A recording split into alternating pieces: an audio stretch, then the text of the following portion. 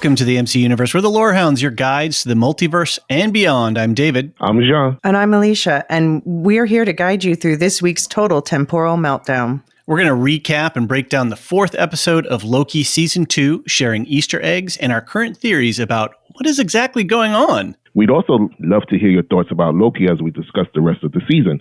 Email your feedback to mcu@thelorehounds.com or head over to our website at thelorehounds.com and use the contact form or record us a voicemail. For ad-free versions of this and all of our podcasts, check us out at patreon.com/thelorehounds. I'll share more about that as well as notes about our programming schedule at the end of the podcast. Also, we'd be forever grateful if you could help us get more ears tuned into the Lorehounds MC Universe. All you need to do is drop a 5-star rating and review wherever you're listening. Apple Podcasts is especially helpful. Even if it's just a few quick words, we read all the reviews and they really mean a lot to us. And before we get started, just a quick spoiler warning. We'll, of course, be spoiling all Loki episodes up to and including the one we're talking about today. But spoilers for the rest of the MCU and the Marvel Comics are also on the table. All right, episode 4. We've got 2 left in the season. It is a heck of a ride. I know we're going to get into our hot takes in just a minute. Also, I think just a quick note, we're going to try and get this released first, and then we're going to have a special bonus episode coverage of Werewolf by Night, and we're going to drop that on Halloween. So if all goes according to plan and schedule, keep your ears out for that bonus episode. That was a lot of fun to watch and to podcast about. Yeah. Elysia, want to set us up for the episode? Yes, episode 4 titled Heart of the TVA, and it was directed again by Justin Benson and Aaron Moorhead. So this is the directing duo who are the main directors of the season. They're doing the rest of the season. And it was written by, this time the credit goes to Eric Martin as usual, but also Catherine Blair. She's a novelist who has published 2 books with like brutal female-led fantasies. And she doesn't have so much experience on the TV side, but she's been in the writer's room all season. And this is just the episode where she really got to make her stamp, so she gets a credit. Interesting. It was a heck of an episode. So hot takes, Jean, you're our leadoff bat here. What do you got? Well, I said that I can't keep saying that this is my favorite episode. I can't keep opening it up like that. But I might have to say this is my favorite episode. Seriously. I love this episode. I think it was everything about this episode was what I love about comics and about stories. Mm-hmm. I know some folks may not have the same affinity for the ending of the episode that I have, but I really appreciated it. The characters that I wanted to see, they all got some play.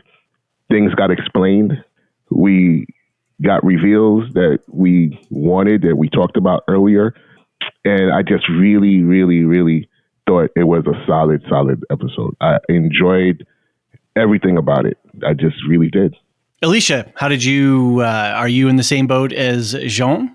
Not my favorite episode of the season. Not that I liked it. I think it was good. It was well-made TV. It was a very important episode for the plot this season. Yeah, the self-pruning, the whole bootstrap paradox confirmation, the time loom. Yeah, time loom destroys the TVA. This is stuff that I've been predicting all season, so it's not a surprise. But I'm glad it's happening now with 2 episodes left. You know, so. Yeah. Now they are putting us into surprise territory again.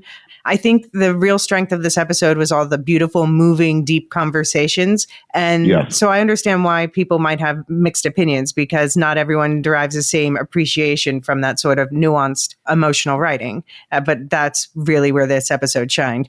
I do remember Kate Herron, who was like the de facto showrunner of season 1. She kind of didn't like that the episode where Mobius and Loki got pruned, it ended with a credit scene that teased that they were going to end up in the void, and there would be the Loki variants there.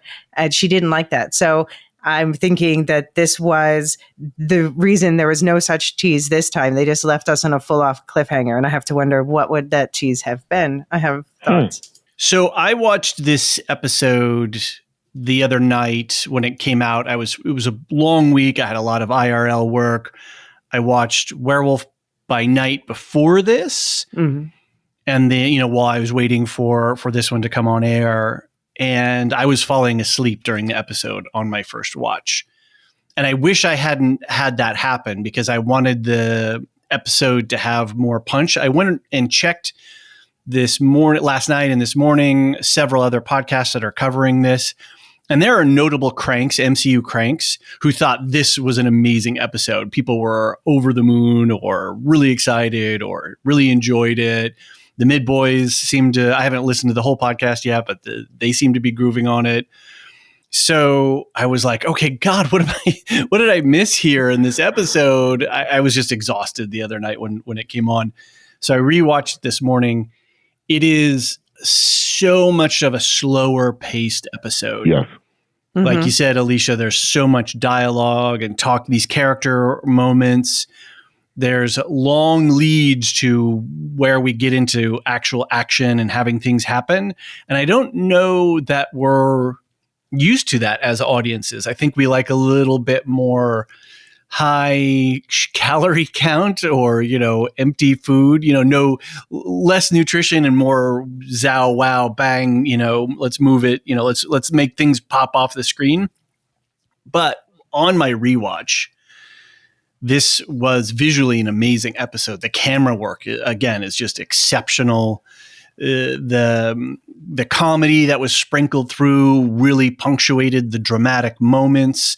The music was so informative and so, what's the word I want to say? It just sort of enveloped me into the mood of this episode. And I kind of wish I saw this on a big screen. I would have loved to seen this in a theater or some sort of surround sound and, the immersive, especially the end with the music. It really would have packed a lot of punch. I cranked up my earbuds and turned up the volume on the end scene. And even the end credit music this time, they've been playing with the different sound music that I've been putting on opening and closing credits.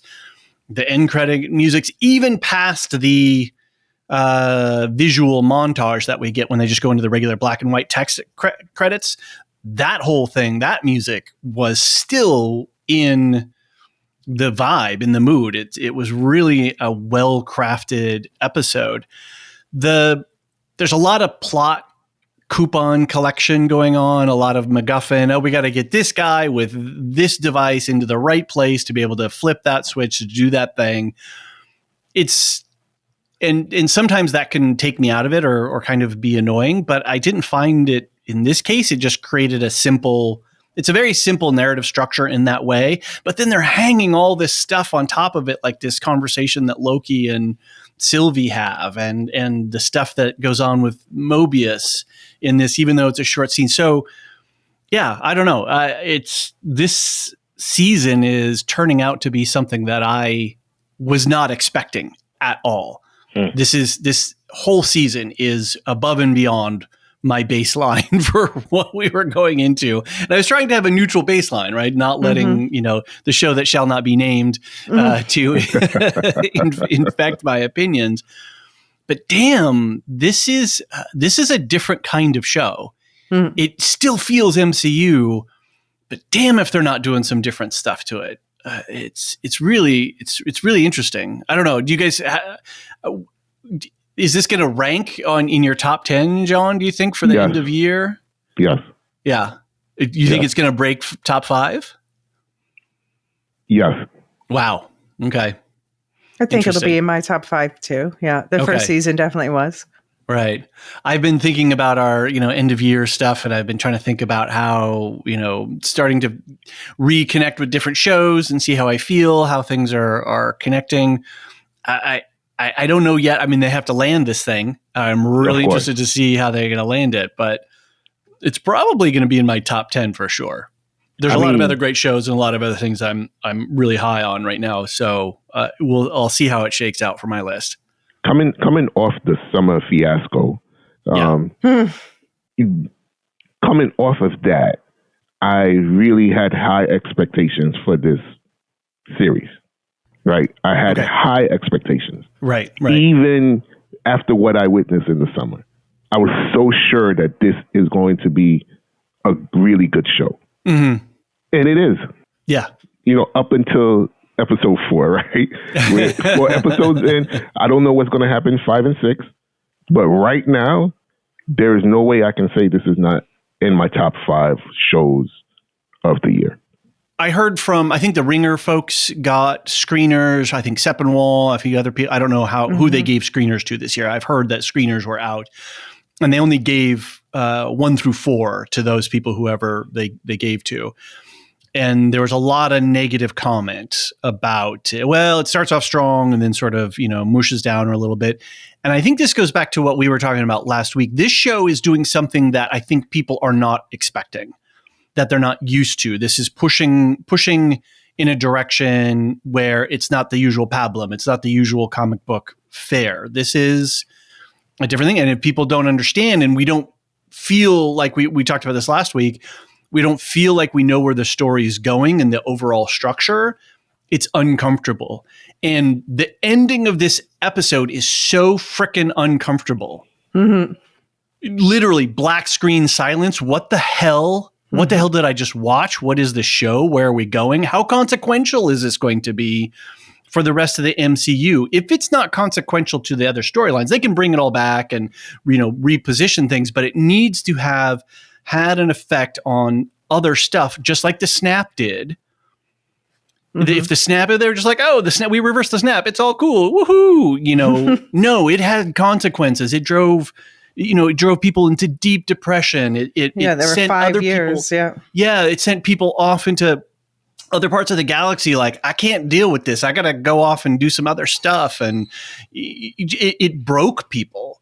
And even, post restoration, that still had consequence. And so for me, for a unified storyline, that's important. So I'm really going to be watching, how is this event that happened in episode 4 going to ripple out into the larger storyline? Again, you bring everybody back, whatever, I don't care, but show me the effect on character. Show me the effect on story. That's what I'm going to be watching for. It'll be really interesting. I have no idea. I'm completely stunned. I don't know what to think in some regards. Elysia, how did you? I mean, we'll litigate the ending, but what do you think about it for the larger story perspective? Yeah, I mean, I hope that indeed that it really, a lot of people seem to think that they might not have things that in the TV shows affect things in the movies, but I think they're showing that absolutely is the case. But I want them to bring together relatively soon. All the multiverse shenanigans have happened here, happened in the Doctor Strange stuff, happened in the Spider-Verse. I want to know what the overall cohesive picture is. But I saw another visual reference to the Spider-Verse movies in this episode. When they're scanning the room, it looks just like when they did the same thing. So I feel like they are planning that. They have my trust that they know where they're going with that. Okay. Right. Can we, I think maybe when we, on the final ep, or if we end up doing a wrap or another bridge episode before the Marvels or something, I want to do a little bit of a breakdown of the end credits scene, especially with your perspective, Elysia. I haven't watched any new Rockstars videos or anything like that, looking for the Easter eggs, but there's 2 books that they flash in there. Something about black holes and something about the we saw the black hole effect today. Yeah, and then there's something about something paradox or something. There's another spine of a book I saw, but I didn't. Was it the bootstrap paradox? Maybe, I don't know. I need to pay more attention to the end scene to be. I didn't pick that up either. Yeah, and then I think you said there's a sling ring on the desk at one point. Yeah, I saw that. Yeah. So I think that's at the very end. They kind of zoom in on it. Yeah, I think it might behoove us to take a closer look at the end credit scene after we get through. Let's enjoy what we're doing now. We don't need to go on a shadow hunt, but I think it would be interesting to see, once we see what they do with this, how that's all, what they seeded in there and how that might connect.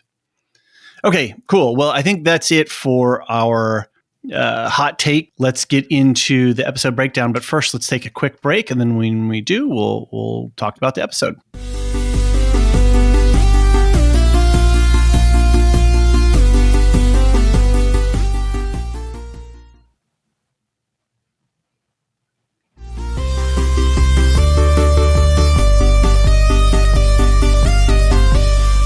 And we're back.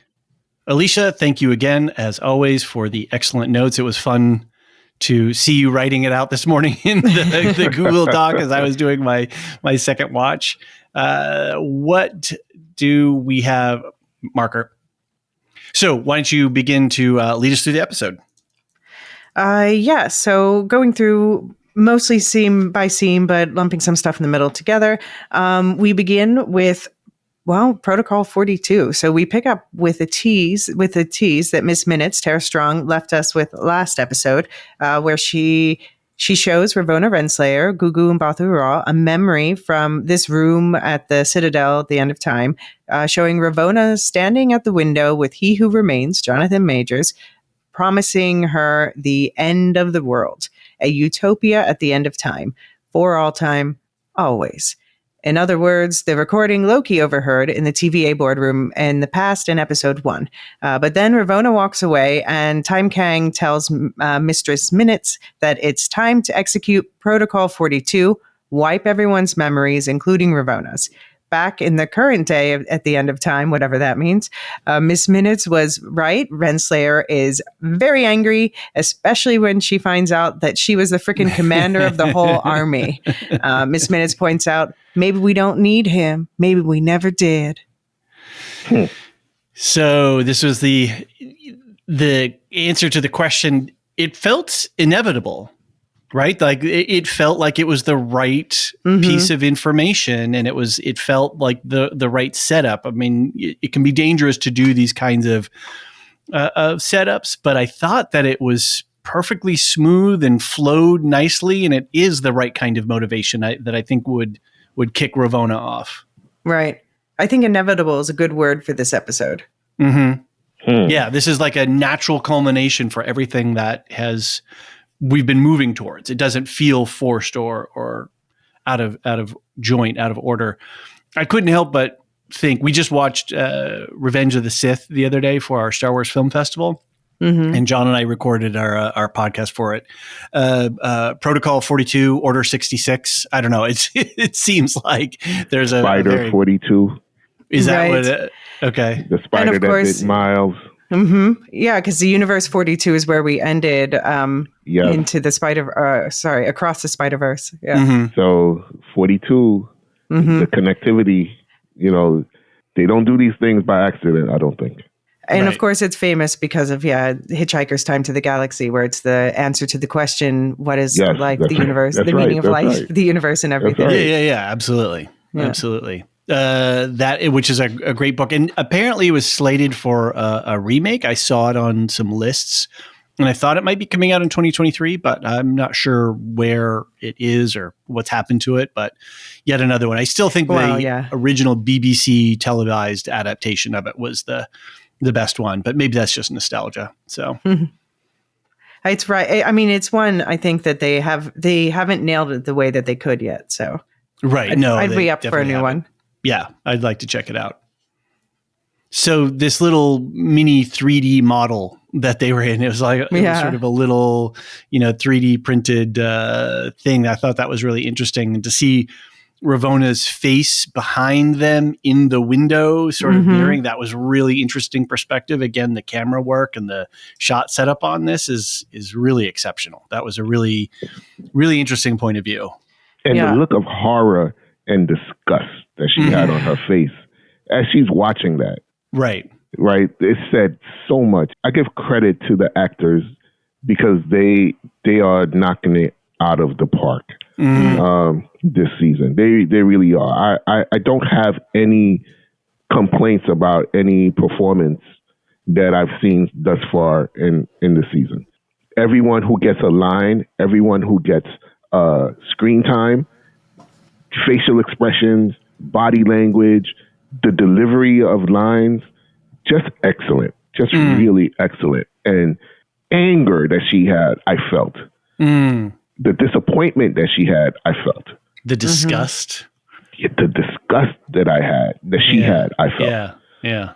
It was awesome. Just really awesome storytelling too, because it puts her at odds with Kang, right? And like we talked about last week, there is a comic arc that has her at odds with Kang.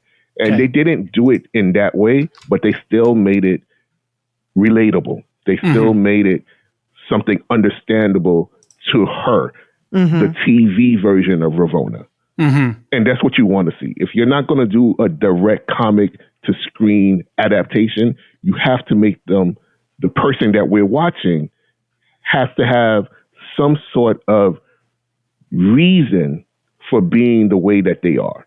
They give her reason. They give her agency. They give her all the things that she has in the comic books, but make this her own character. Right. And I love it. They gave us the core motivation last episode when Sylvie says, it's power that you crave. Yes. Right now we have the key to unlock Ravonna's personality. And now we can see it start to unfold and we can really see. And then so when she does find out that disgust of being used and the disgust that you used me, you son of a bitch. Right? Yeah. And also, he who remains in that moment is not the he who remains that we met last year. What? Just look at the way that he is in that scene with Ravonna is not the person that we met last season. Okay. The one that we met last season was a little cuckoo, I think. A little bit sort of guy is in Mad Hatter. This guy that we just saw, that we just saw is in complete control. Sure. Of everything. Of his senses, of his emotions, of his thoughts, of everything. There's no stuttering. There's no roundabout, ways of speaking. He is clear. He's direct. He's forceful. He stands upright. Interesting. His shoulders are not slouched. He's not bending over. This is somebody who's in command. This is somebody who's been to war. And at that moment of time, he is Kang. He is the last one standing. The he who remains that we met last season looks kind of defeated. Like downtrodden and almost unsure of himself in the way that he's talking when he's talking to both Lokis, to Sylvie and Loki. So are you saying that this is a different timeline, Kang, or this is a person who, because the way that I was kind of reading it was this is a, like if I, going back 10 years in my own life, I'm a slightly different person than I am today. That, the effects of time and things that has on us. And so I always kind of read him at the end of time in season 1 as having gone insane a little bit. He's gotten everything he wanted. He's got everything in place. He's the king. Okay, now what do? I'm just sitting here and being in this weird place, isolated away from everybody. He's kind of gone nuts. Where here, he's just coming off the epic. He's just won the war, and he's, creating his utopia, his paradise at the end of time kind of thing. And he is at the top. So are you saying that it's a different timeline, or are you just saying it's a... Can I point something out? Of course. And then I'll answer David. Yeah. Yeah, it's something to think about in regards to this. I don't know if it's overthinking on my part or if it's a genuine clue, but I can't help but notice that what He Who Remains says to Ravonna in that recording, that Miss Minute shows Ravonna, it's different. It's not exactly the same as what Loki hears in the past, because the cadence is slightly different. And that could just be they used 2 different takes. But then I ask myself, why would you use 2 different takes? It would be so easy to just use the take you like as the recording. So I don't know if it's overthinking or if that is a clue. We're trained to hunt for Marklays, right? We're trained to hunt the shadows. My thing is, I'm not saying that it's a different timeline. Okay. Right? It could be, but what I was originally thinking is that what he's done trying to control the timelines has driven him insane. Yes. Yeah. That was my headcanon. So the entirety of the TVA, that level of focus to try to maintain the sacred timeline and destroy every other timeline that exists is what has made him insane. So his creation has driven him out of his mind. Mm-hmm. Where we see him before the creation of the TVA, he's in complete control. Yep, agreed. And to the point that he when he says to her, "Oh, I'll be proud to lead with you," and then he's kind of a little bit off, and then he says, "Go ahead, I'll catch up with you." Partners. Manipulate. He told us he doesn't like partners. Yeah. Partners. Yep. And he's manipulating her to sort of mollify her, to lead her into that trap of getting the Order 66 Protocol 42. So I did like the comment that was made. I forget who said it now. For all time, always. It was. I think she says it. Yeah. Well, they say it to each other. They both say it. Right. They're there. He says for all time. She says always. Always. Yeah. Which is kind of like a love language thing that you might say. So he does love her, but he's so insecure, whatever his insecurities are about trust and relationships, he can't. Mm-hmm. But then inside in the control room at the loom, on the door on the gangway, the door on the gangway, if you're outside looking back at the control room, above the door, it says for all time, always. Always, mm-hmm. Yeah.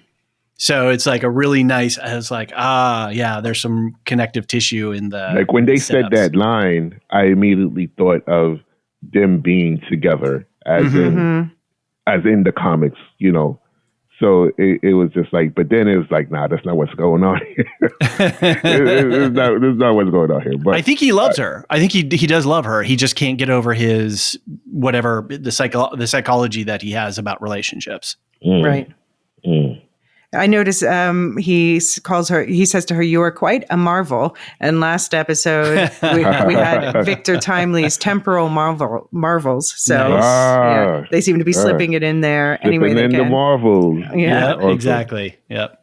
So this is, again, and I've said this multiple times now on these podcasts, it feels like they're doing the Marvel interconnectivity right. They're balancing it. They're seasoning this just right. A little too much salt, you can't eat it. A little too salt doesn't flavor right. So I think they're getting that ratio pretty good here in making us feel connected to the wider universe without bludgeoning us with it or going, God, do I have to yet again? Let me get out my notepad and start writing down all the characters and threads that, I've got to pay attention to next time. That means I got to go watch 5 more movies to get the one after that. Mm-hmm. It doesn't feel like that at all in this. It feels really, really well balanced. Yeah. Yeah. And I feel for Ravonna, though, definitely in this scene, at least. Later on, we'll talk about how much I feel for her then.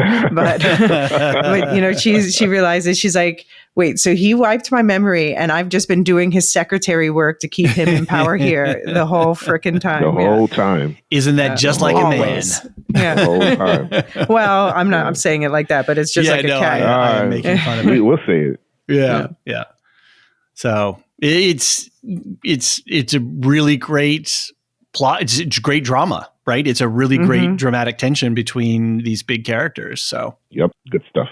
We get into the episode itself, back at the TVA. Victor Timely, a.k.a. he who remains of another timeline, it now seems pretty certain, steps into the TVA alone for some reason and is startled to find himself in front of a massive golden mural of his own face repeated over and over. B-15, Wunmi Masaku, Loki, Tom Hiddleston, and Mobius Owen Wilson find him wandering the halls where we can hear those increasingly alarming loudspeaker announcements we heard when Loki was time-slipping in episode 1. They need Victor's help. No time to explain. It has to do with the loom. And then Sylvie, Sophia DiMartino strolls up, making it a party. So yeah, it was cute. Why are they letting Victor walk around the TVA by himself? Didn't they all leave together? He went through the time portal before them. Yeah, that's right. He did. Okay. He did. So he arrived before them. But still, somebody has to be there watching him always. You know what I mean? Like, he had let this guy. In this episode, he had a lot of free reign. He wandered a lot. Yeah, he did by himself. Like, no, you can't let this guy out of your eyesight. But that's us. That's me thinking about who he could be, right? And he told us in the last episode, "You don't know me." Right. So, right. You know, my bias is like, keep your eyes on this guy always, right? Yeah. But does he deserve that? He says himself, "I'm from Chicago, my friend, the shadyocracy capital of the world." So that's a great line. But it's a little incriminating for him as well. Although, it is. I loved his delivery. It's a party. Hello. And this is where they were sprinkling humor into this, right? And it was a nice humor. touch. And he's like, "Oh, it's a party." You know, that was like, it leavened the scene slightly. So even though we're getting and it prepared us for the next round of serious conversation about, you're trying to reassure me it didn't do what you thought it was going to do. And then we need to get into some more serious conversation. It's really good script writing. Really good storytelling. Yeah. And you feel for him a bit. He's like, "You all want me. I should have some say," which Mobius agrees with. But I love that Loki understood appealing to his pride. He's like, "Oh, yes, that is your loom that we're talking about. And you're the only one who can help us." Yep. Great stuff. It's great stuff. How do you guys feel about Unmi Masako's utilization in this season? I feel like they're underutilizing her. I mean, I don't know. She's a great asset, and I just don't feel like she's very B-15 in this season is very two-dimensional, I guess you could say. Yeah, I think they're setting her up for a political position, to sort of be maybe the Ravonna style head of the TVA, but she hasn't been able to show her personality yet, which is weird because she is one of the few people who does know her life before. She has some memories of it because of last season. So I'm hoping, I have thoughts about what they're going to do with the rest of the season. I'm hoping we're going to see her on her timeline being a more colorful person, a more, lively, having more personality. Okay. One little not Easter egg note, but just one of these little visual cues is that we get a clear shot of the hot chocolate soup machine that's in the hallway there, where they later get it, and we get some scenes of that again in the credit scene, in the end credit scene as well. So along with the banana in the vac tube, in the pneumatic tube thing, so they're maybe none of this stuff means anything. They're just having a little bit of fun, but it is nice connective tissue. It is. So then B-15 debriefs Judge Gamble, Liz Carr, the judge who'd sided with them in episode 1, who now knows that General Dox Dickey is alive and in custody with all of her surviving followers. Gamble points out that they would have pruned them all in the past, and that would have been simpler, but B-15 insisted the TVA needed to change, so that should apply to Dox and company as well. They were only trying to do what they thought was best after all. Meanwhile, OB, Kehui Kwan, and Casey, Eugene Cordero, are modeling possible fixes for the loom, but nothing is solving the problem. Enter Timely Victor Timely with the rest of the posse, and some mutual fanboying ensues, and after a gentle prod from Sylvie, OB unveils his practical model of the loom he just casually whipped up on the side. One of them is going to have to take the throughput multiplier fix down the gangway and load it into the loom and launch it to where it needs to go so that it can help the loom handle the wildly branching branches. Only one wee giant problem.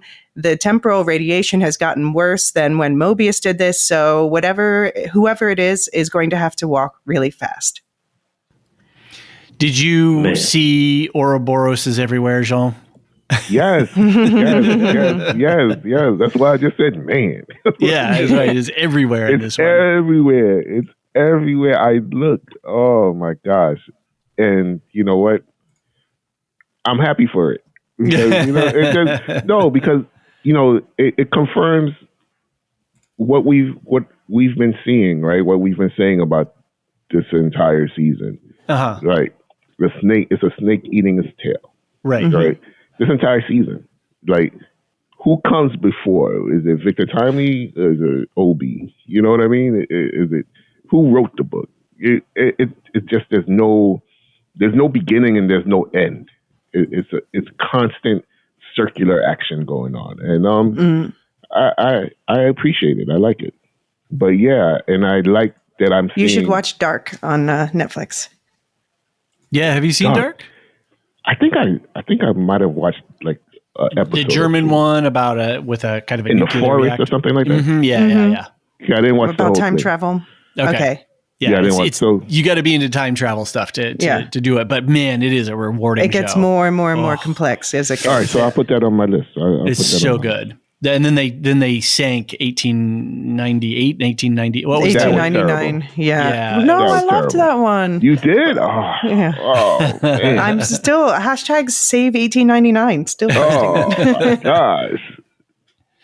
All right. Let's get back.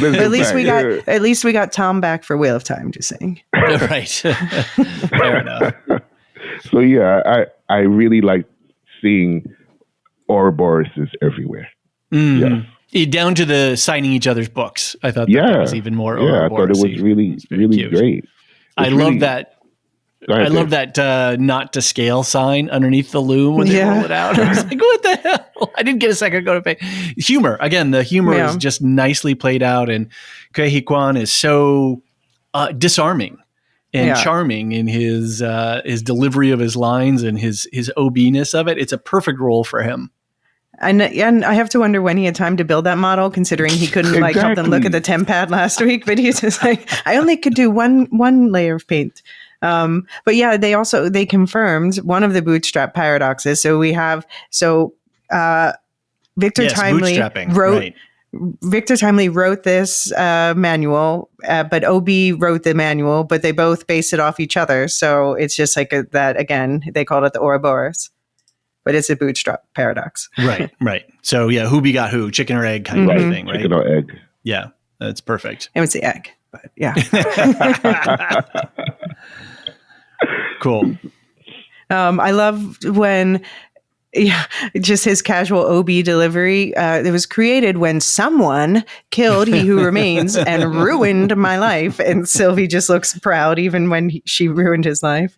It's very cute. It's very cute. But yeah, I think like he's a great teacher, but then I do wonder if there's more to the way he presents things. It seems like, and now look, I'm going to very pleasantly talk to you little child brains. And like, I feel like at some point we're going to see him break that persona and see a different side. Yeah. And that's going to be fun. Possible. That's possible. When he's doing the whole narration too about enlarging the loom and whatnot, the camera work, there was a great scene where the camera's just down onto the gangway and I forget who's back there. Was it Victor Timely was looking down down the ramp, and then the little figurine walking along. Again, the exceptional camera work really does a lot to help tell our story and make us feel very connected to these characters in what could be a very confusing plot, timey-wimey. I never feel lost or disconnected from the primary characters. Right. And it's all down to that camera work and putting us in positions like that. So yeah, and they managed to capture relationships with casual dialogue. Like, I love when Mobius is like, okay, well, Loki's really going to have to hoof it then. He's like, what? It's your turn. It's got a helmet on. It could be anybody. Brilliant, right? Doesn't look it's not my shape. It's your turn. Yeah, exactly. So cute. And the little gadget that Victor Timely has. Yes. Oh yeah. The little potato bug thing. I've seen it pointed out that it looks similar to the stuff that they were using having to do with Kang's time chair in Quantumania. Definitely. Definitely. So, yeah, that's interesting. And that's also the last time we saw, well, in addition to what Wanda did to poor Reed Richards, the last time we saw spaghettification was Yes. in Quantumania when we were getting close to Kang's time tech. Yes. Interesting. So again, connective tissue, right? Good stuff. Yeah. Yeah. So, but we get throughout the other scenes of interrogation, we get a nice food interlude where while Mobius craves pie, Sylvie is losing her cool, thinking about all the billions dying on branches everywhere. And she calls Mobius out from hiding from the truth of whatever his life was on the timeline. But Sylvie can't escape her destiny, which in this case is Pieland, where she has a chat with her other self. Loki defends his bro Mobius and Sylvie, and he hurl accusations as to who needed or abandoned whom. But what it comes down to is that Loki is playing the optimist idealist and Sylvie the cynical realist. Meanwhile, Victor Timely is also having a craving. He must see this wondrous hot cocoa making apparatus for himself, leaving Obi and Casey to handle the problems with modifications to the throughput multiplier by themselves. Yeah, so this was a nice. It was a nice downtime, a lot of emotional things, and also I wonder if they're planting seeds with. What do you guys think of like the whole coffee interlude, or sorry, hot cocoa interlude? Do you think did that feel out of place? Do you think he was up to something? No, I keep going back to last week's episode when he keeps saying his theme is I'm not who you think I am, right? But I'm just predisposed to thinking that he has ulterior motives, right? When maybe he doesn't. Maybe he's just really fascinated by a machine that just happens to make hot cocoa. Yeah. You know what I mean? Like he's an inventor. He's a scientist. But the way he left the other two struggling with the device is what made me suspicious. Go ahead. So, yeah, I mean, it's a device to get him out of the room so that he can be recaptured. I didn't really notice it until now, is that we started talking about it. And during it, I thought that it went on a little long. I think I kind of forgot about it, though, later. But it was a little bit much. But now that I think about, the way that I headcanoned it in the moment was he was just fascinated by the fact that you could have a machine make food. So, and that's just his mechanical nature. So I like the way they played it with their mannerisms and the music. It was very like reminiscent of silent films. So I appreciated that. Yeah. Right. Yeah. And the thing too is he's coming from, late 19th century, right? Right. Yeah. The late 1800s. So all of this has to be fascinating beyond comprehension to him. All this technology that he can only have dreamt about, and seeing these things play out in the way that they're playing out, I think it would be false to think someone who is an inventor is a mind very much in his own life. He's a futurist. To experience this future and not be amazed by every little detail of it would have been false to me. Okay. Yeah. Yeah. Although I noticed at one point he puts his hand to his chin and you can see how ripped he is. I'm like, wow, that's quite the physique for a 19th century inventor. It looked like Kang is, about ready to come out of those clothes. Right. But I love this entire, the scenes for this entire period right here. The Mobius needed that dressing down. Oh, right. He needed that dressing down. Right. To act the way that he's been acting, ho-hum about it, very bureaucratic. You think of the TVA as a entity that has people who are working and just going about their business. And this is what he's portraying. This is just another day. Ho-hum, let me, let's do this. And, this is what the job entails. And Sylvie calls him out. G checks him immediately. It was like, what are you talking about pie? You have billions of people actually dying, and you over here talking about pie. Like, what's wrong with you? The clocks don't tick at the TVA, do they? Right, yeah. Timelines are just lines on a monitor. Yeah. Just lines on a monitor, just like names on a piece of paper. Numbers on a chart. But those numbers have real people behind them when you're working with data, right? They have real people behind them. There's real people in those timelines, Mobius. Real lives are being lost. Also by him not connecting with his prior life, he manages to distance himself from that. That's a good point. It makes him easier not to care. Yeah. I thought it was also interesting that in this scene, Sylvie's face is in darkness and his is in bright light. She's not so dark that you can't see her features. And a lot of times television makers, filmmakers, cinematographers, or whatever, will use that light dark to, give some subtle cues and communication. So I thought that it was interesting that they made a decision to shadow her, but that really put him in a bright spotlight. Maybe in the spotlight of, I don't know, I'm kind of working like on an interrogation. Yeah, that's exactly what I was thinking. Like she's putting the spotlight on him. It's not like they're trying to shadow her so that she's in darkness. Right. And she's the dark agent here, but that he's in the spotlight of her attention, and she's giving him, like you said, Jean, the what for. Like, what's his motivation here? He's just another day in the office, right? Yeah. When the office is melting down, people? But yeah. Right, exactly. But does he care about saving people? Or does he just care about... We don't know, do we? Doing his job. Yeah. And his job is to maintain the timeline. I'm still suspicious of the pie and this room that people seem to not mean to go to, but somehow end up in. And when they're upset, and when Mobius gets upset, he's craving the pie. I'm like, there's something in the with pie. The pie. Yeah. Something in the pie. But I love that Sylvie kept it real this whole episode. Yes. Very. Because while we're sitting here and talking about this, I have horrible images from real world things going through my mind. And, you balance it with your own life that you're living, but you can't forget that this is the world. This is reality. Yeah. Right. It's true.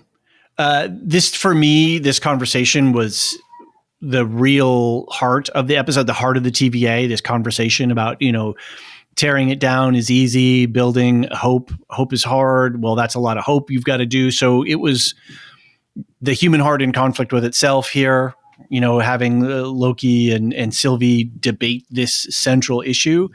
But something that really jumped out at me, because when they talk about Sylvie not being able to kill Victor Timely because she saw fear in his face, she had empathy, right? And then so she acted out of mercy to not kill him.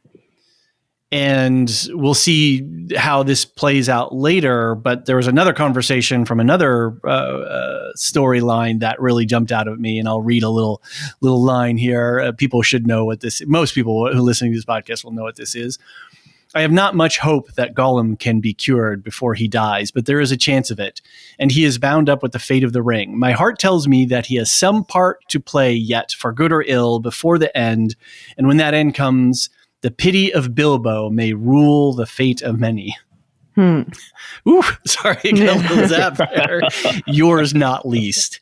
And this conversation about this debate of, do you stay, do you rebuild? But ultimately, then there's this question of these decisions that we make and the consequences that they have. And when she does show mercy, is that she showed mercy to Ravonna, and that got some other people killed later on, right? So it's just good. It's this nutrition that we want from the show, this storytelling that it's working this deeper level.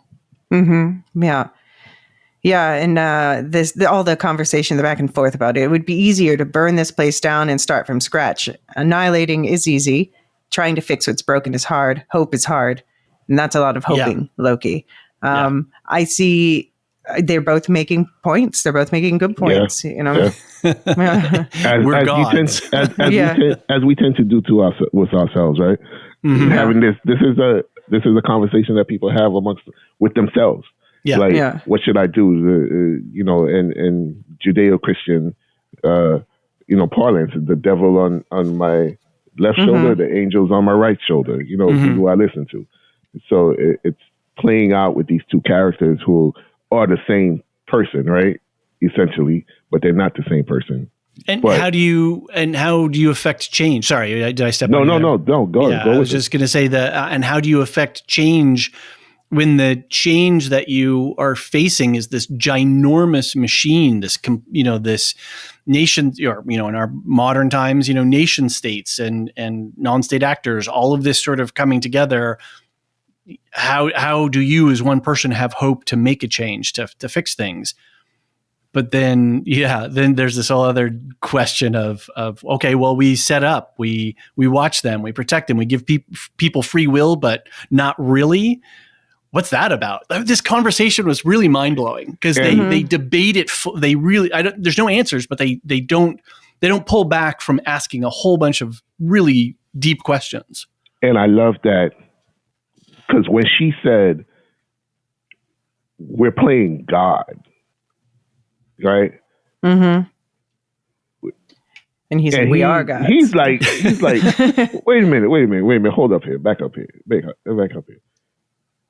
We're gods. Like, I've been worshipped. Mm-hmm. I know what that is. Mm-hmm. I've been worshipped. I've held the fate of others in my hand, and depending on my mood, they either stayed or they went. Like, when she said that, I'm just like, who is Sylvie? Because for her to say that, right, doesn't vibe for me in the same way. Because if she's a Loki, she's a god. Right. Right. So who's this god that she's referring to? Because they don't refer to entities above them as God. Right. Interesting. That was a very human thing that Sylvie said in that moment. It is true. A very human thing. Where Loki 2012 is like, what the hell are you talking about? God. Man, we are gods. We're gods. Like, what is this concept that you're trying to bring up here? What's going on here? What? And he walks out. And he walks out after he says that. Yeah. He walks out. He doesn't linger. He walks out. He's like, I'm a god. I'm gonna go do. I gotta go handle this shit. What are you talking about here? What do we make? Does the fact that Sylvie wears the single Ankh earring, which is an Egyptian symbol meaning life. I'm just going to simplify it. I'm not going to do the Wikipedia article on it.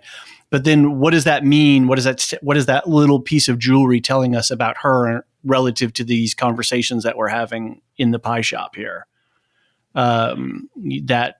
She doesn't recognize herself as a god, but yet that's what I'm asking. The Ankh is about life. Yeah. I think she spent her entire life fighting the powers that be. Like, she's the original punk princess. Like, if it doesn't work out with Loki, I hope she and Spider-Punk get together. So that's my take. Yeah. I don't know. And the Ankh is very prominently displayed for her character. Yeah. Right. So, is it connecting to something that we're just not seeing yet? I don't know. But which would be fine. I'm happy to be given, don't need to tell us before we're ready. Yeah, but, they don't. But again, it just left me questioning, like, who is she? To have this thought that there is another being, a supreme being out there who's not Odin, right? Or not Bor, or not Gaia, but who is she?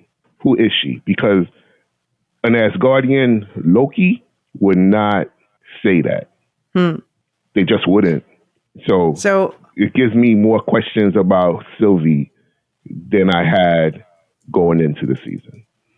I wonder how the Ankh and the Ouroboros, how they're related to each other or not related to each other, or what might they be saying in relationship to each other for research. another question that she brings up is, she says, you're putting a lot of faith in those three back there. And I guess she's talking about Timely, Ouroboros, and Casey. Right.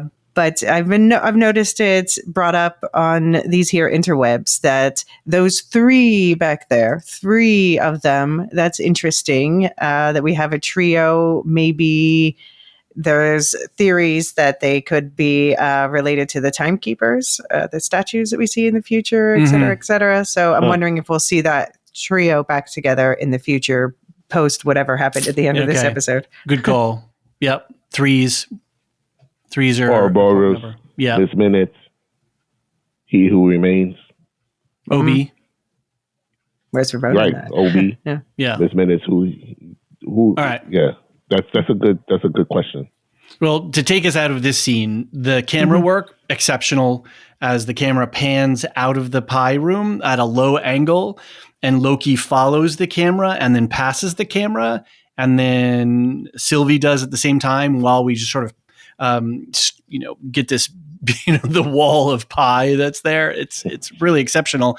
And then when we transition to the holding cell with the reflections of the prisoners on the ceiling as we come down, with Bradley walking from behind the camera into our perspective, incredible cinematography. I don't know who these people are, but all the camera operators and the director of photography people, but man, they are killing it. Yeah. So we get, I love that the holding cell again had that like Panos Cosmatos, that Dahar director. I mentioned that whole vibe with the retro red lighting and the soundtrack. Meanwhile, in lockup, Dox and her crew seem to have given up, but Brad/X5, Rafael Casal, sure hasn't. He's got a movie star life he wants to get back to, but his pep talk is falling on deaf, angry at him ears. Enter B-15 and D-90, Neil Elise, who want Dox and crew to join them in defending the TVA against Renslayer or whatever other threats are coming. But the trust just isn't there. B-15 leaves, sending D-90 to go help the guys watch Timely, and Brad is arguing against accepting her offer when Renslayer and Darth Minute show up for more time box torture time, this time for real.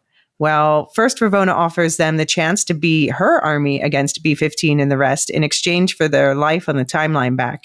But most would rather die than fight against the person Dox thinks has more integrity. Most. All but one, actually. Sacred Timeline movie star Brad Wolfe, who definitely wants to get back to that life. Okay, Anakin. This episode has so many call outs to Star Wars and Lord of the Rings and stuff like that. I love it. I love the stew. So, but completely, he's sickened by what happens, but he's okay enough with it to, he wants his life back. So he's willing to sacrifice all of those lives for his. That's some pretty hardcore shit right there. Yeah. Was also none of the others know their lives. So they're, again, like Mobius, they're less motivated. Interesting. Right. The Ankh, right? Life. Yeah, I guess. Right. I want those who are connected with their life, have motivation, and are, did we just unlock something here?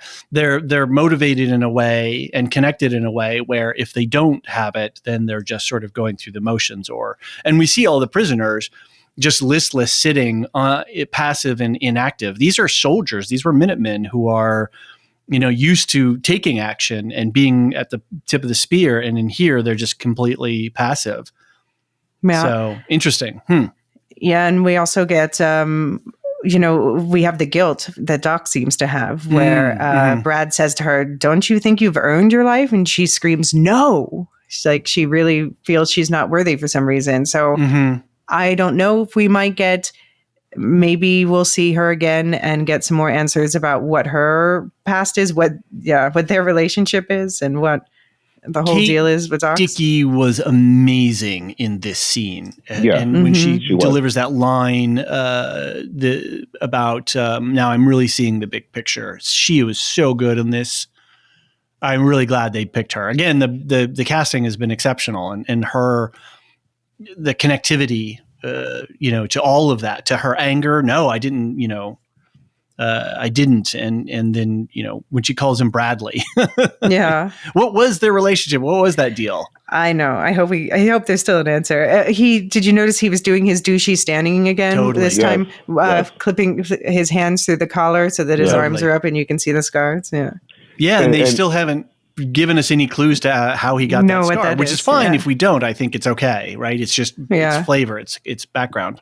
Sorry, John. No. And I was going to say that Doc seems to be coming to terms with what she has done with her life. That she knows it. As she knows it, right? It's that moment where she's listening to B-15, understanding and listening to her and understanding what she's done, and then seeing Ravonna just willing to extinguish any life that's not on her side, which is what she's been doing. Like, Dox is on the receiving end of what she's been doing, but we don't even know how long. Interesting. Yeah. We don't even know how long she's been doing it, but she's taken presumably many lives. And we already know in this season, she's taken countless lives. Right? And it's as if that realization is starting to hit. And as it's starting to hit, boom, you don't get redemption for the shit that you've done. Here's your reward. That's it. And I love that. Right. Because not everyone gets redemption for the shit that they did. Right. A lot of people, do horrible things and get to live very long lives, and we have to watch them. We gotta watch some names coming up to mind. But I guess I wonder, because MCU has been doing a lot of stuff with the afterlife, and the fact that she stands on her the fact that she stands on death's door and says, no, I want to do the just honorable thing at the cost to myself. In storytelling, that's often shortcut to whatever redemption. Heaven is. Yeah that's fine. It's also where you lose your head. Right. You stand on principle. And they can bring her back. They can bring her back with that knowledge. But at this moment, right, she went through that. She doesn't pay. She pays for what she's done, and she faces it. She faces it, and we often don't get that. We get the redemption. Yeah. We get the redemption. We get I've done some really bad things, but now I've changed and I'm a better person for it. Nah, fuck that. No.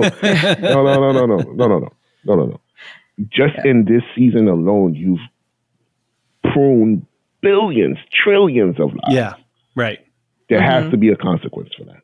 And you countermanded from what the judges said, right? Yeah, you went rogue, and yeah, that's good. There has to be a consequence for that, and that's what I want from shows, is not a main character crawling out from the dumpster when you told us that that person was dead. Right? There's consequence. There are downstream impacts, and so you did this. You pay a price, and I agree with you. It means something. It means there's stakes. It means something. There's stakes. And watching Miss Minutes, utter delight at their face as the box is closing, and she is having a grand old time. Yeah, like the animators are having fun. Oh my lord! Oh my gosh, she's like a serial killer. Sicko, oh my sicko. Gosh! I was like, oh, what is happening here? Look at her face. Oh my lord! I love how before that, Dox calls her out and says, like, and this is really disappointing. And Miss Minutes, like, she's going to care. She's like, I know, I'm working on myself. I was like, oh my God. This is next having the time of her life. Serial killer here. Oh my gosh. She's got no empathy. She doesn't have an ability to where Sylvie does. And has growth. None. Yeah. She's and then we have Ravonna, who's learned of her role in the war, in the Kang Wars, knowing that, she's capable of leading armies to victory, just standing there stoic. Like, okay, you're not with me, you're against me. This is what it is. Yep. This is what it is. And that's just, it was great. It was really great scene. I'm glad that they didn't show us anything, and it was in the reactions. And we talked about this with, we talked about this on the Werewolf by Night pod, where it's, and they did it in Andor during a torture, during one of the scenes. I won't say too much. If you haven't seen it, go see it. But with Bix, where we don't, we're part of our senses. Well, in her case, it was, we don't hear what she's hearing, but we're just seeing the reaction on her own face. Right. But this idea of you don't need to show the gratuitous stuff. You don't need to splash out on VFX here. We don't need it, but they gave us the sound of it, and they gave us the Brad's reaction to it. And oh my God, that was heartbreaking, but also, and also infuriating, right? So we had a complex emotional response because we like Brad. Brad's charismatic. When he's not being a complete. I mean, I empathize with Brad. Yeah. You know, I would rather be the movie star than the time cop too, you know? Sure. Wait, there's a plot in there.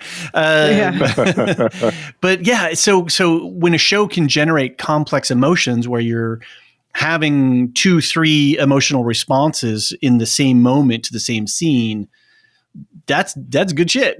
That's right on. Right. Yeah. So that leads us into our final act, when things fall apart. So B-15 returns to the holding cell to find the aftermath of the Minute Slayer massacre, and D90 is pruned by X5, Brad, from behind while enjoying his cocoa.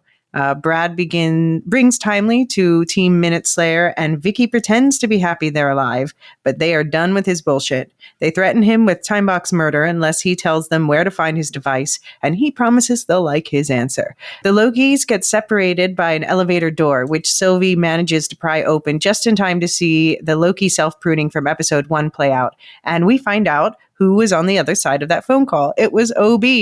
OB has figured out that the Miss Minutes is blocking them from using their temp pads, and they need to do a total reboot to stop her. This would also lift the block on using magic at the TVA, so the Lokis are very pro this plan. Timely is stalling for time when Miss Minutes breaks down. The last thing she says to Timely is, "You will never be him." And X5 goes to investigate the power outage, and a fake Loki voice he hears when the Enchantress swoops out of the shadows to enchant him into pruning Ravonna. The Lokis spring Victor, leaving Brad there alone with his pruning stick as they book it back to the control room where Timely's temporal aura successfully unlocks the blast doors. Timely insists he should be the one to brave the temporal radiation and mount the throughput multiplier because he's the one who knows how the device works. But carrying that heavy device, there's no way he can walk quickly, and he's noodle-fied. But it's too late anyway. The temporal loom has surpassed its overload capacity, and it blows, enveloping the entire TVA in blinding white light. Fair. Whew, boy, what an ending. What a way to drop episode 4. I think the critics who, various people who got screeners must have just been gobsmacked, bruised jaws from them hitting. Because then you're stuck. You got to wait. How long ago did they get him? Months ago or weeks ago, and now you got to wait for the real time catch up. That would be pretty tough. I'm glad we didn't get screeners just for that purpose. Yeah. So. Yeah, I loved you brought up the music earlier. Again, Natalie Holt is queen, but I love there's like a tinkly poltergeist-like music playing in the background as the tension ramped up. I know there's just so much to think and talk about here. I don't know where we begin. Should we just talk about the spaghettification of it? Is that the sure. The big plate of meatballs in the room? That scream! Oh my God! I know. Did not expect that. I was completely. No, I was completely. Yeah, I think I screamed too.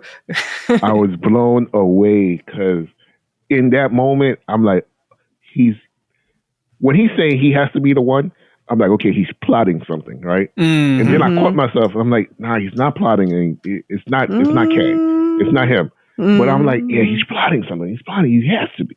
But it's Why still a he- logical choice, right? I still think he Ultimately. could But be. it I makes still think he sense. could be. It makes Yeah. sense, right? It makes sense from his explanation. And then he got spaghettified. Yeah. And But I was I just don't, like, but maybe that was part of the plan. Maybe, I know, or maybe. yes. Go ahead.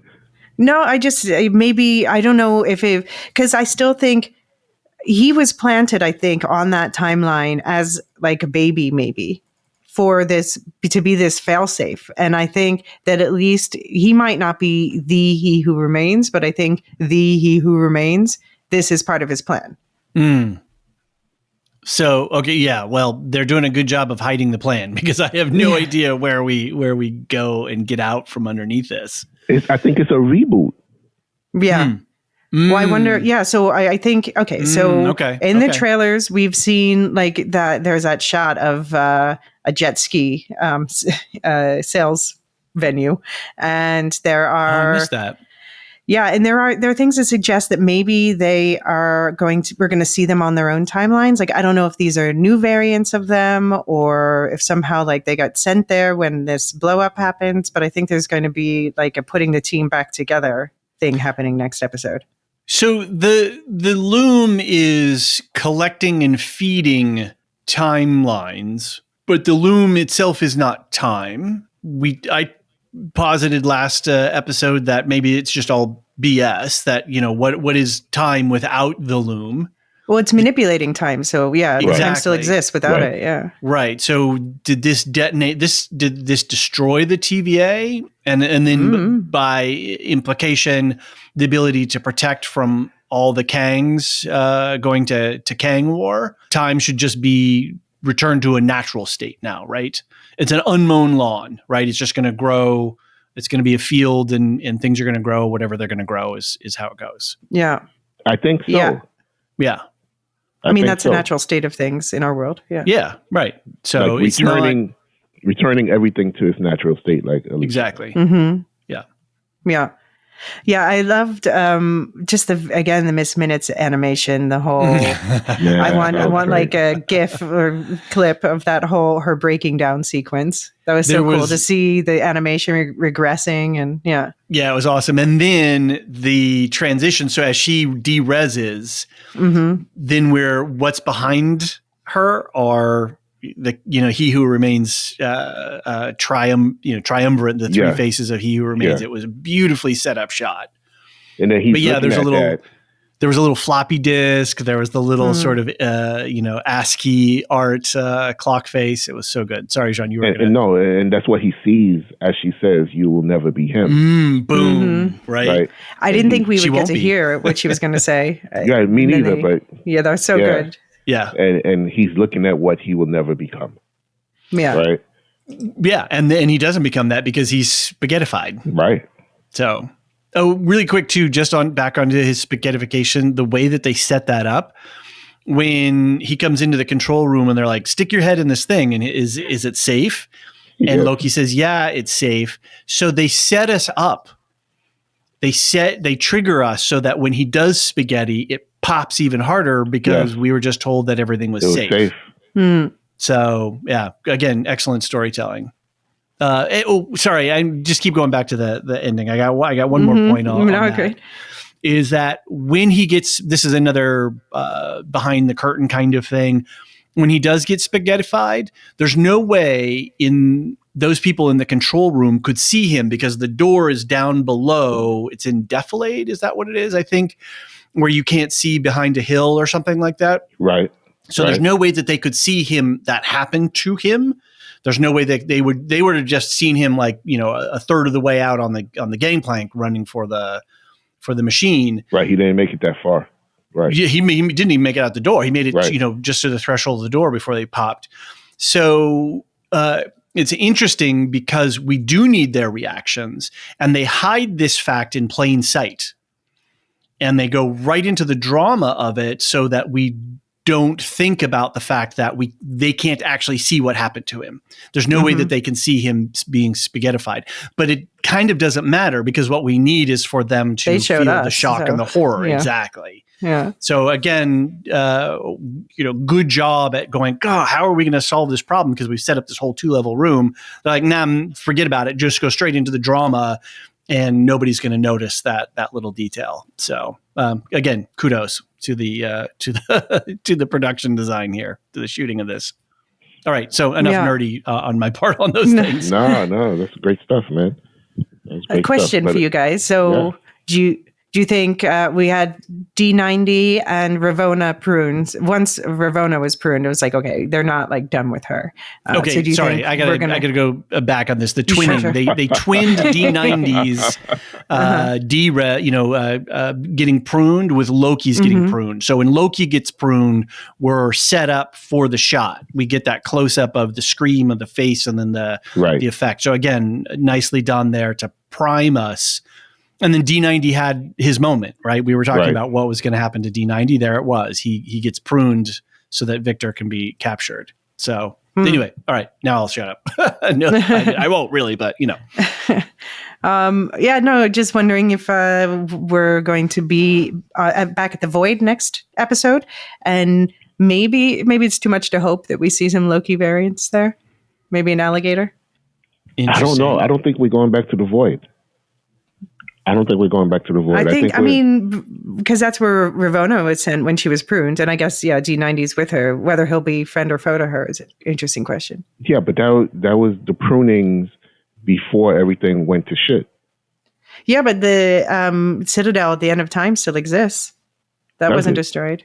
Yeah. It wasn't destroyed. There. She was there, wasn't she? Yeah. But the smoke, what did they do? I forgot how they... Goliath. How did they get him... What did they do? I think they didn't they couldn't kill him, right? They just. What I'm saying is that the blast that we saw. Yes. Oh, yeah. That's a good point. After. But that wouldn't. Yeah. Why not? Because I don't think the Citadel at the end of time. That's not within the TVA. I don't think that's at the end of time. But does it matter? Because I don't think it's destroying the entire multiverse. The blast, just the TVA, is my interpretation. I think I'm thinking that everything is being affected by the blast. Okay. Time is being affected by the blast. I think everything's affected by the blast because the TVA is destroyed, but not because so it's fallout effect. I have to think about this. Good. Because they had already... The show's making us think. They'd already unleashed time was already branching, so it was already affected by Sylvie killing. I still am not sure how the mechanics of that work, how Sylvie killing He Who Remains immediately made it start branching, but anyway. Yeah, that's a good question too. I loved, by the way, I have to give, what's his name? Raphael, the guy who plays Brad. X5. He did a great Sylvie impression when he was coming back in, enchanted by her. He's like, I didn't think I'd see you again so soon. And even I was like, wait, what? Yeah, and he's like, that prune. was good. That was lovely. The downloading games. That was a cute little line. Mobius is, I can imagine. He likes to escape. We know Mobius is an escapist. That's a good point. Yeah. Right. The monotony of his job and the fact that he's disconnected from his life. Yeah, for sure. So another quick Star Wars shout out. Did Sylvie had a kind of mercy for Ravonna by kicking her to the end of time. And we talked about this on Revenge of the Sith, is that Obi-Wan not killing Anakin on Mustafar at the end, but just letting him suffer there on the edge of the lava field, and then he comes back as Darth Vader. But then we juxtapose it with Gollum, like, well, who are you to kill Gollum? Who are you to pass judgment? So there's some interesting questions there. What did Sylvie's mercy do? It killed Dox and all of those Minutemen. Yeah, it's a trolley problem math. Yeah. I don't got a problem with it. No, it's not a problem. It's interesting. I think. Yeah. So, she did the right thing and for her character. Right. Yeah. And ultimately, like I said before, Dox and crew face the music. Right. So, I'm okay with it. I just love this entire sequence. Everything about it, just everything leading up to him going through the door. He's wearing this big ass, funky space suit with the. He's all ready to run. Yeah, he's ready to run, and they doors open and nope. It's not going to happen. And I'm like, oh shit, what is happening here? And then we pan back and it's like, boom. And then nothing. Yeah. I just love that. I love that ending, cliffhanger. I really appreciate it. I don't know what's going to happen next episode or the episode after that. I have no idea where we end up, which is, why Alicia's question is making me think harder about, is it the multiverse or is it just the TVA? And that's a great place to be until the next episode, until I get the answers to that, because now I need to see. Right. I need to see where we end up. I need to see where we're at in the story. And that cliffhanger delivered must-see TV for me. Agreed. And it wasn't done cheaply, because some cliffhangers are done cheaply. Yep. But this was they've earned my viewing for next week. And it was shocking. And it truly left me confused and bewildered, and I didn't know what to feel or how to feel about it. It wasn't simple. And it wasn't cheap. Yeah, like you said, it has meaning behind it. And so it's still trying to process the meaning. And that they cut to black and they cut the music even. Yeah. Whew. Yeah. Whew. And they've been talking about this happening the entire season. OB's been saying it the entire season. That's right. Right. Like, if we don't fix this, if this doesn't get fixed, it's been a theme throughout the first 4 episodes. And at the end of the 4th episode, it culminated in exactly what OB said was going to happen. Right. It's kind of foreshadowed in a way that in the first episode, Obi's like, we have an hour, and then something hits the glass. He's like, 5 minutes. And it seems like every step of the way, they're like, oh, we have more time. We have more time. Oh, wait, no, we don't. Time is up. And now finally, as you're talking about consequences, the consequences hit. Yeah. They hit. And where we're left, man, I can't wait to find out. Cool. All right. Do you have any comics corners this week, No. John? Okay. All right. Well, let's take a quick break. And then when we come back, we'll get into some feedback.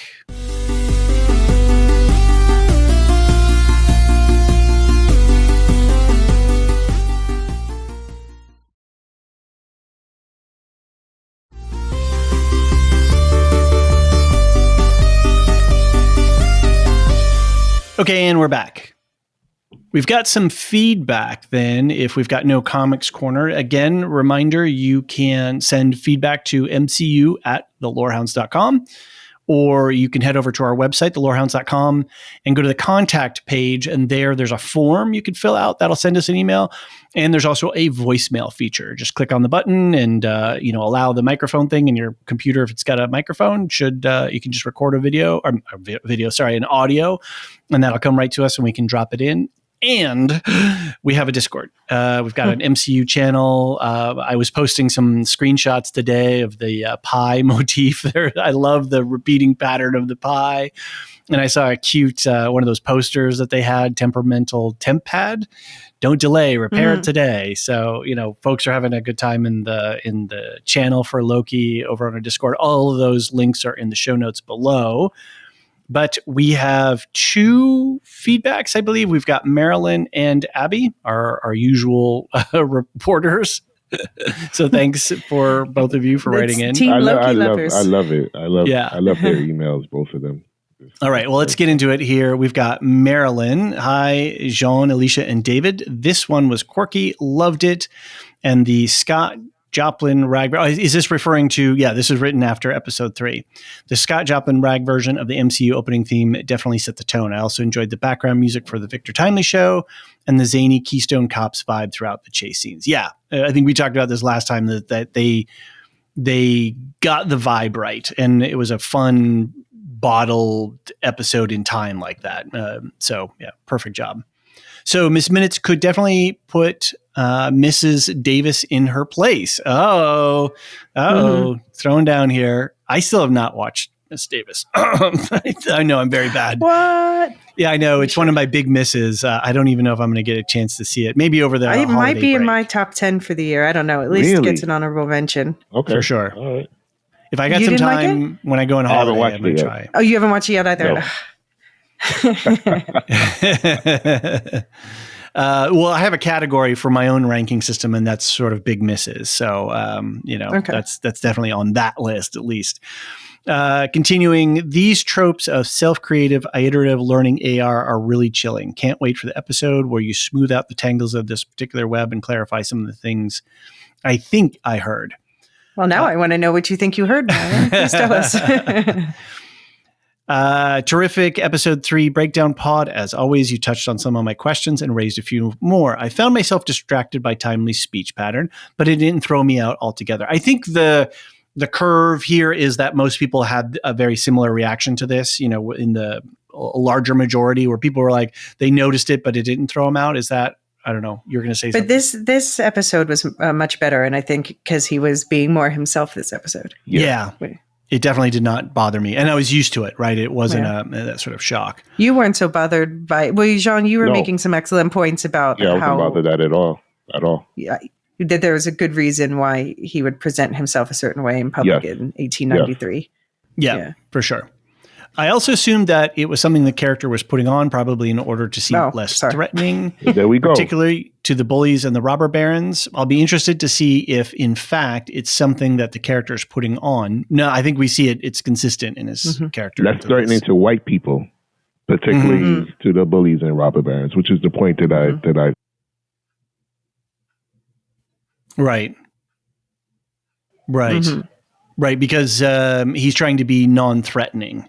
Yep. In the scene, right? So he's up there giving a show, and he's trying to, if he's displaying some sort of flaw, right, then he's less authoritative and out of place. Is that what good way to explain his? Well, yeah, because with 1893 America, a black man getting up there with what they would say heirs was, a candidate to be lynched. So definitely. After all, people do have speech differences, don't they? I also had the impression that young Timely was on his own when they first tossed the TVA handbook through the window. So we didn't see any evidence of his parents at all. Which gives credence to what Elysia said about this episode, that he was placed there as some sort of grand plan, right? Piece on the chessboard. Right. Interesting. It seems to me that in our real world, there is no sacred timeline. Am I correct that it was the final He Who Remains who decided on what the sacred timeline should be and did everything in his power to ensure that it remains so by creating the TVA? So yes, she's correct in that. But also I want to say about in our real world, there's a behavioral scientist who's making the rounds for a book tour right now, talking about his book. His name's Robert Sapolsky, and he's talking about his book where he argues that if you look at the evidence, it's irrefutable that we do not have free will. Free will does not exist, and that we should see that as a good thing, for instance, as a way to excuse some people. He makes good points. I don't agree with him, but I just wanted to say in the real world, according to this guy, maybe there is something like a sacred timeline. Right. Yeah. And this is the determinism versus free will philosophical debate. And I think season 1 of Foundation engendered a bunch of this conversation too. Do we, in terms of mathematics and what's the math that is in Foundation? Now I'm forgetting. Psychohistory. Yeah. Trying to call up all the memory banks here. And a thought just occurred. Do you think that they have an in-plot reason for naming it after the Tennessee Valley Authority, or is it just a pun? It is rather attempting to go all Markley on this stuff. But then you have the theory of Val, right? Yeah, I mean, so I looked it up, and there are people online who note that there's a similarity in just in like the bureaucracy, the Tennessee Valley Authority being a big deal era program from like the 30s, 40s. New Deal, sorry. Yeah. It still exists. It could there could be some right. It could be some inspiration, but obviously, that would have been something that Marvel, whoever first invented the TVA way back decades ago, when they could have very well been taking from definitely. That's a good point. The TVA, the current TVA logo looks very much like it's not dissimilar to the TVA logo in our show. So, oh wow, that's funny. But yeah, it still exists. Federally owned electric utility corporation. So, yes, Jean, this is not a familiar plot line, and that requires some trust from us. This is one reason why I've never watched or been into the multiverse stuff. I am not comfortable when they toss all the rules into a cocked hat. I trust Loki, though, because I'm familiar with the character from the previous films, and they seem to be doing something of a through line with him, even though he did vary wildly from film to film, depending on who was directing each particular story. Of course, you could also argue that that's the basic nature of Loki, to be a trickster, changing in multiple senses and to fool you. Exactly. They did a little, even in the pie shop, they talked about Loki's past again a little bit, didn't they, when he talks about his brother and stuff. So they're giving us they're really rounding out his character and giving him a lot of self-reflection to think about himself and his past. It's unique for a show, right? It is. Especially with comic book characters. All right, finishing up. And once again, Elysia, I thought that your Flurkin was mine, which really spooked me for a minute. And I was in a completely different house, a 25-minute drive away from where my Flurkin was at the time I heard it. Talk about timey-wimey. All the best, Marilyn. P.S. As it happens, both Sir Isaac Newton and Harley Earl, a designer at GM in the early days, had alternate speech patterns. Interesting food for thought, perhaps? Or am I once again going to go all Markley here? I don't think they're saying timely is Sir Isaac Newton, mind you, just that they might be doing homage of sorts. Interesting. Thoughts? And I didn't know that. Okay. Yeah, I could definitely see that being the case. Yeah. Cool. All right. Next up is Abby, who is jumping back into episode. So we're going to jump back into episode 4 with her feedback. I absolutely love this episode. Back on the hype train and the gushing. You go, Abby, go. What great visuals, such fitting, amazing music, and the story that constantly surprises. I love that it started with an answer to what the recording Loki heard in the past was about. Order 42, is this the Clone Wars or the multiverse? Yes, it was not lost on me either. Execute Protocol 42. Yeah. I was silently cheering for Ravonna and the clock turning into real antagonists. I might not be a real Marvel fan, as I'm not horny for Kang. Just don't find him a compelling villain. What even is his deal? Even the Mad Titan, my keyboard refuses to type the name, it was a better villain in terms of motivation. Sorry, had to get that off my chest. So yes, the Purple Grimace as our as our big bad. So who is OB really, and what is his real name? As clearly, Ouroboros is just a nickname to describe the chicken or egg situation crazy circle. Any thoughts or theories to pick up here from Abby's question?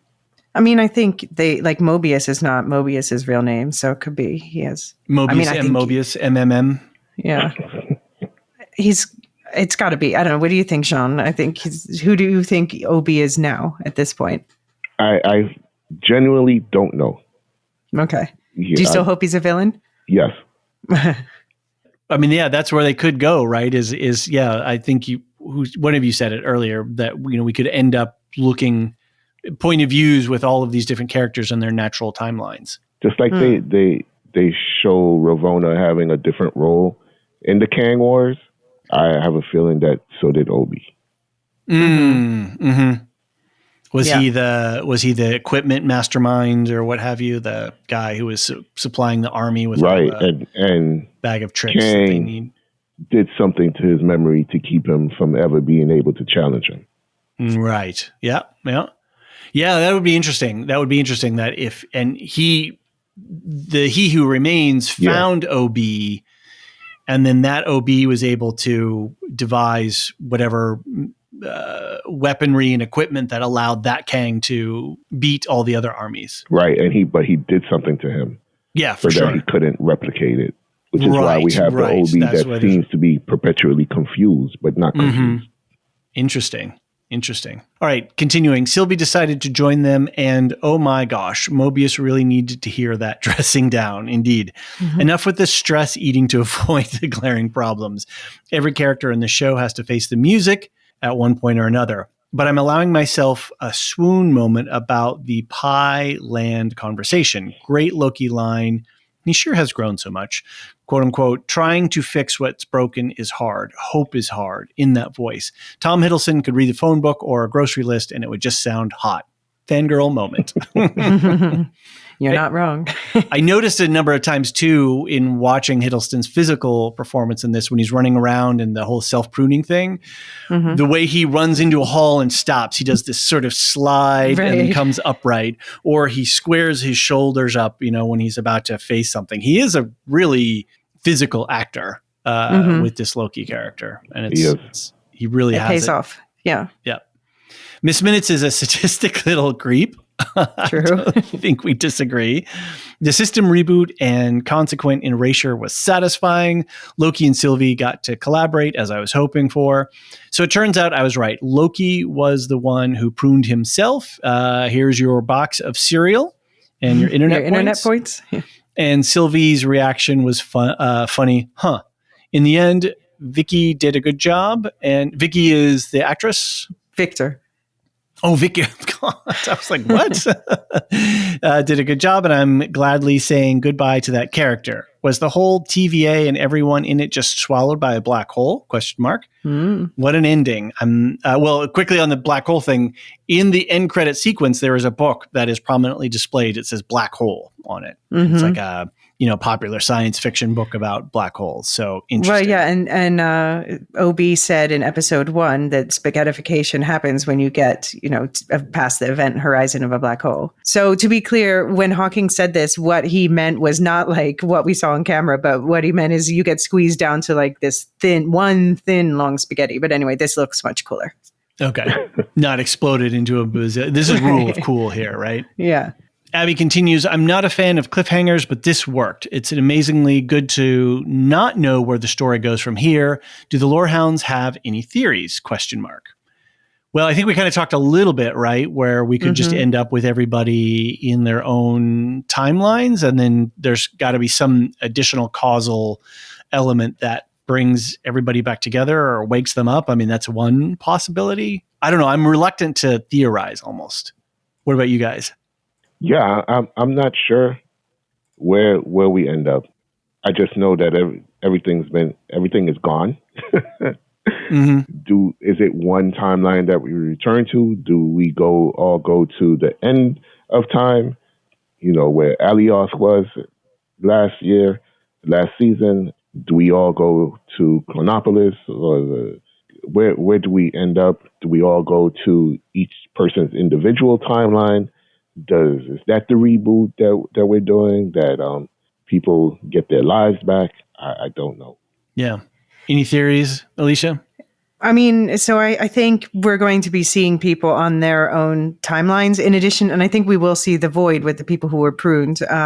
Victor Timely, I don't know. He looked super dead, but we'll see.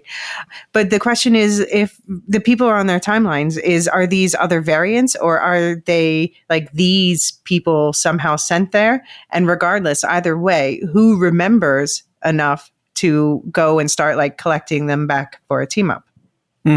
Yeah, exactly. So this other book that gets referenced in the end credit is called The Zartan Contingent, and it's written by A.D. Doug, PhD. I don't know if that any bells ringing from that? No. Okay. It's very clearly there. So, again, hunting for shadows here. All right. So I just looked it up really quick, and it says that it might be one of the earliest Thor comics. The Zartan contingent? In fact, okay, so I'm quoting this from, it's an article from Games Radar, and it says, in fact, nobody, apart from the folks at Marvel Studios, of course, is quite sure what it means, but it's prompted some speculation. Travel back deep enough into comics history, and you will meet a mercenary called Zartan, who first appeared in July 1984's G.I. Joe, A Real American Hero number 25, published by Marvel. Yeah. So Zartan was a master of disguise and often worked for the villainous Cobra Commander. Huh. All right. So it could be something, could be nothing. We don't know yet. Yeah, it could just be an Easter egg. But yeah. Okay. But the fact that they show, because it seems like the stuff they show in the closing credits so far, a lot of it's been significant. So I don't know.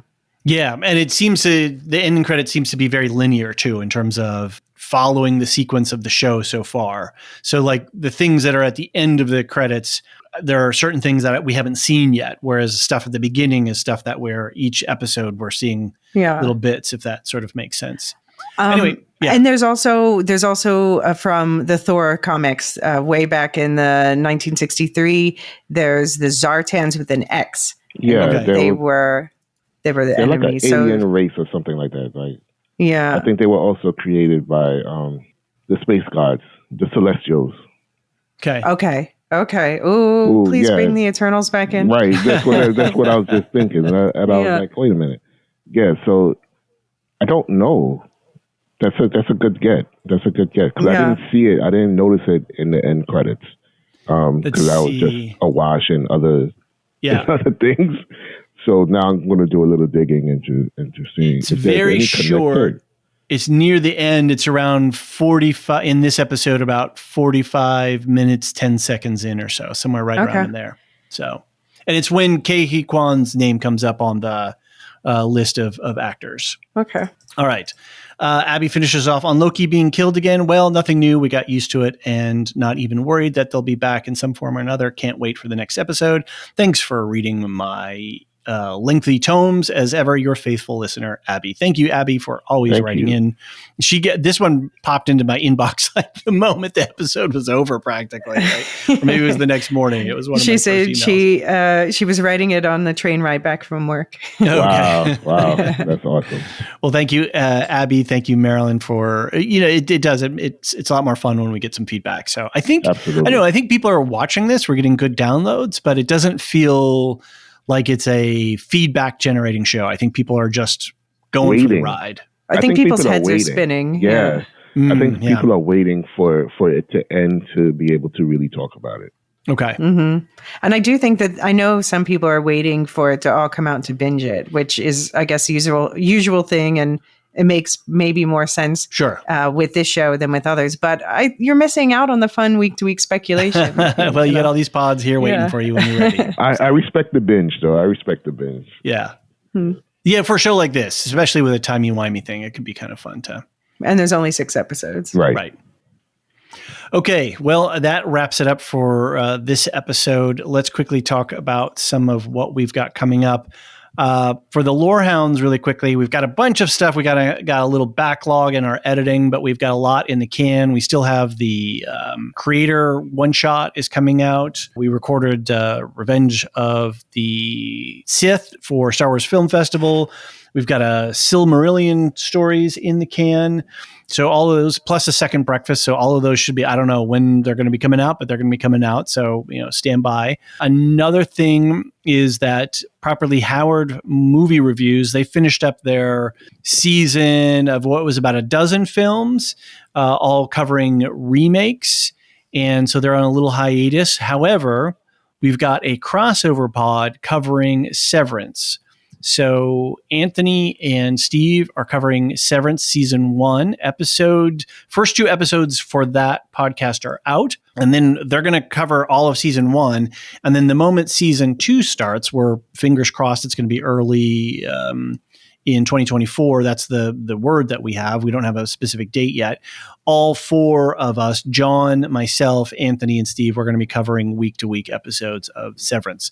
That's going to be on its own dedicated feed makes things easier for production and all other kinds of reasons. So go seek out Severance, and Severance Lorehounds should be able to pull that up if you search for those. You can always find the episodes too on our website. Elysia, you have been up to some podcasting magic. You want to fill us all in on the wide coverage of Fall of House of Usher? It's been an amazing ride so far.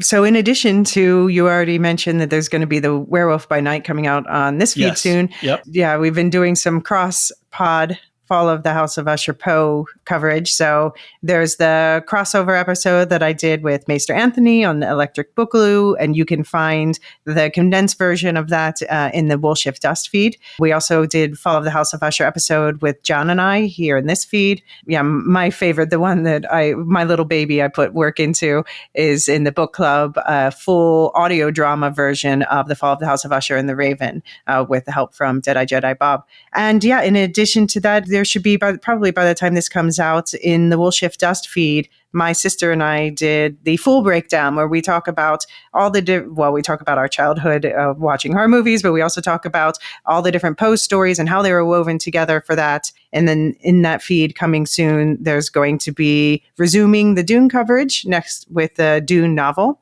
Cool. And also some coverage of Beacon 23, the new Hugh Howey adaptation on MGM+.